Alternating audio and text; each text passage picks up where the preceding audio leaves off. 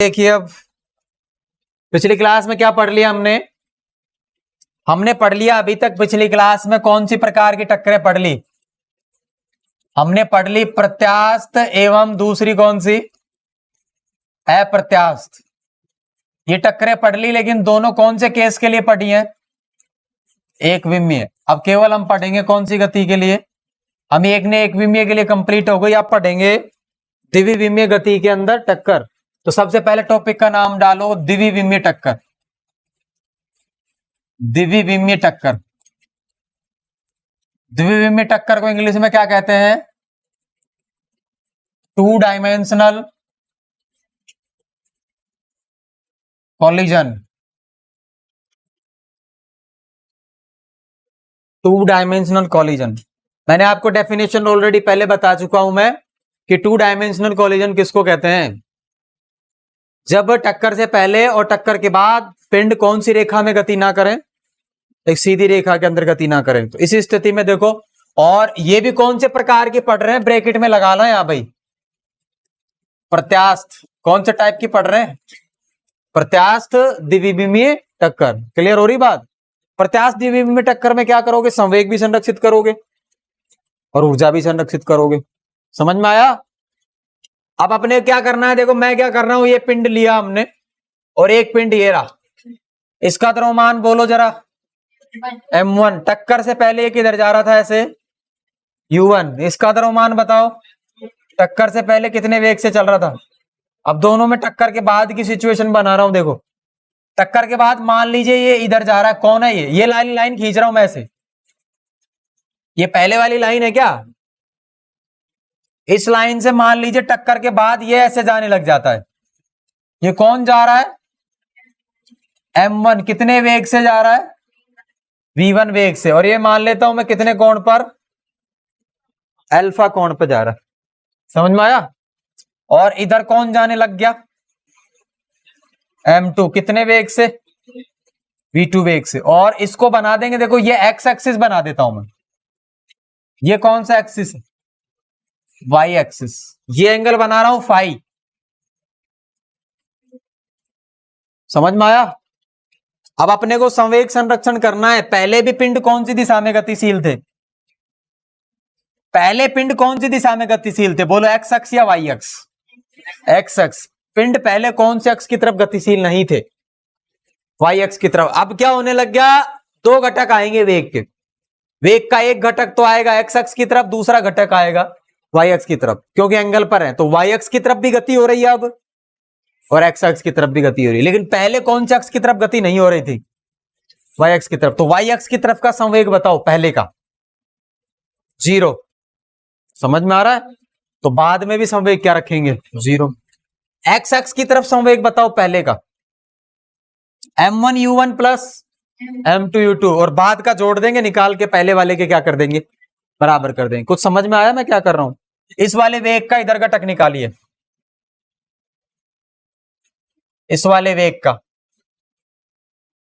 v1 cos alpha. नहीं आया समझ में। इस वाले वेग का ऊपर की तरफ घटक निकालो, v1 sin अल्फा। क्लियर हुई बात। और इस v2 का इधर घटक करो, v2 cos फाई। इस v2 का इधर घटक करो, v2 sin फाई। क्लियर हो रही बात।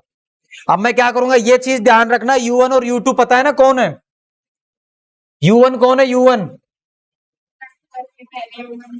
टक्कर से पहले, u1 बराबर टक्कर से पहले m1 का वेग, टक्कर से पहले m1 का वेग। और u2 क्या लिखेंगे हम, टक्कर से पहले m2 का वेग। v1 क्या लिखेंगे, टक्कर के बाद m1 का वेग, टक्कर के बाद m1 का वेग। और ये v2 कौन है, टक्कर के बाद m2 का वेग। समझ में आ रही बात। कौन से संरक्षण सिद्धांत से, और संवेग संरक्षण सिद्धांत भी दो दिशाओं में लगाऊंगा, कौन सी दिशा में लिखेंगे पहले? एक्स दिशा में, एक्स दिशा में संवेग संरक्षण। कौन सी दिशा में? एक्स दिशा में। एक्स दिशा में टक्कर के पहले का कुल संवेग, एक्स दिशा में टक्कर से पहले कुल संवेग बताओ जरा। टक्कर से पहले कुल संवेग कितना आएगा?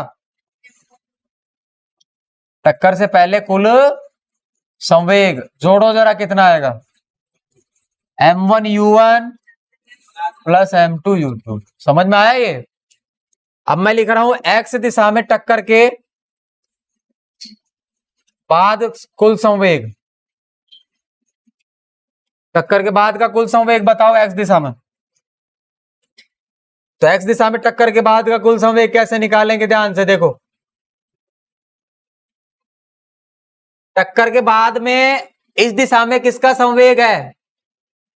m1 का इस दिशा में संवेग। देखो m1 v1 cos अल्फा, नहीं आया समझ में?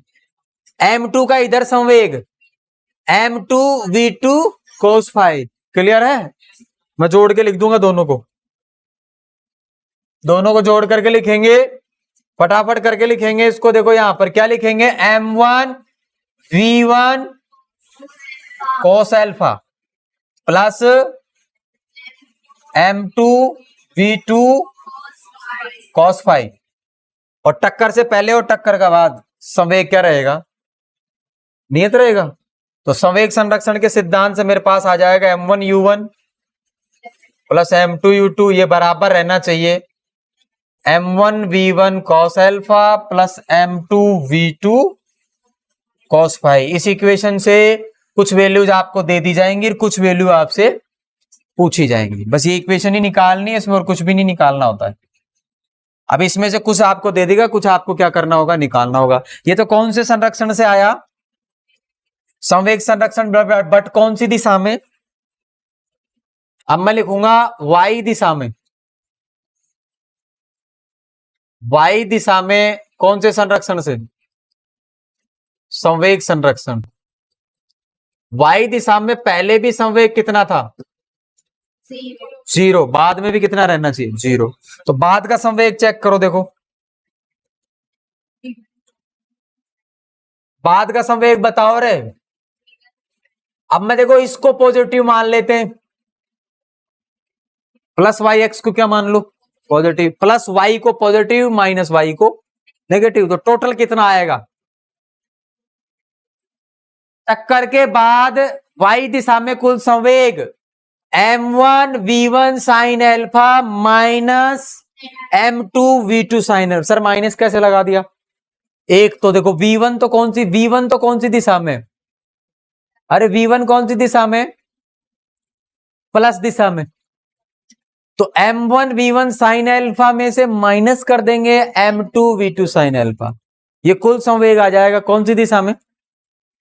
y दिशा में। लेकिन y दिशा में पहले कोई संवेग था ही नहीं, टक्कर के बाद ही आया है। तो जब पहले नहीं था तो टक्कर के बाद का भी नहीं होगा। तो टक्कर के बाद वाले को 0 कर देंगे, क्योंकि टक्कर से पहले कितना था? 0 था। समझ में आया क्या मैं क्या बताना चाह रहा हूं? तो टक्कर के बाद का संवेग निकाल रहा हूं मैं कौन सी दिशा में? y दिशा में संवेग संरक्षण। तो y दिशा में टक्कर के बाद संवेग, टक्कर के बाद संवेग, और टक्कर के बाद संवेग आ जाएगा। देखो ऊपर कौन था रे? m1 v1 sine alpha. इसमें से माइनस करेंगे m2 v2 साइन फाई। ठीक है? y दिशा में टक्कर के पहले संवेग 0, क्योंकि वेग था ही नहीं, सिर्फ कौन सी दिशा में था? x दिशा में। संवेग संरक्षण से कौन से संरक्षण से? संवेग संरक्षण का मतलब आ जाएगा m1 v1 साइन अल्फा बराबर होगा, या सॉरी माइनस कर दो ना, एक बार तो क्या करके लिखो? माइनस, जैसा वैसा लिखो, minus m2 v2, m2 V2, M2 V2 sine phi, ये किसके बराबर आएगा? और यहां से अपने पास में आ जाएगा M1 V1 साइन अल्फा बराबर होगा M2 V2 साइन फाई। ठीक है, बस दो इक्वेशन आती हैं। ये आपका क्या कंप्लीट हो गया? क्या कंप्लीट हो गया?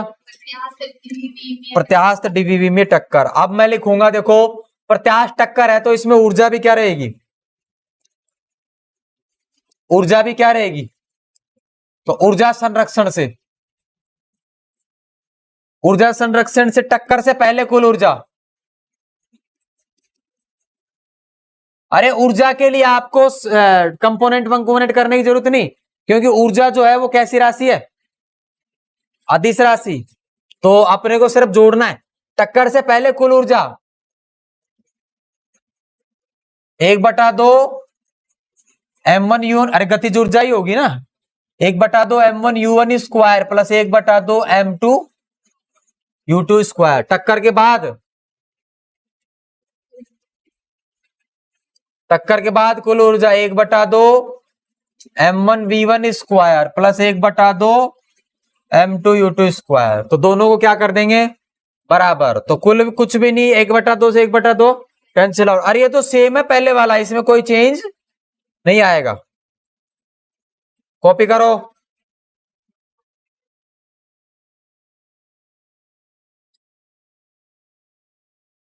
ये सारी इक्वेशन कौन से प्रश्न सोल्व करने के काम आएंगी? द्विविमीय प्रत्यास्थ टक्कर को सोल्व करने के काम आएंगे। कितनी इक्वेशन हो गई? देखो इक्वेशन एक तो ये रही, इससे पहले एक इक्वेशन देखिए ये रही M1 V1 sine alpha M2 V2 sine phi. उससे पहले एक इक्वेशन और आई थी ये रही M1 V1 plus M2 V2 बराबर M1 V1 cos alpha plus M2 V2। अब तीन इक्वेशन है, आपसे बहुत सारे चीजें दे देगा, कुछ निकलवा लेगा। तीनों को जोड़कर घटाकर आप अलग अलग चरों का मान निकाल सकते हैं। आप इसमें से कई सारी चीजें, तीन समीकरण है तो तीन समीकरण है तो तीन मान तो निकाल ही सकते हैं। मिनिमम कितने मान निकाल सकते हैं?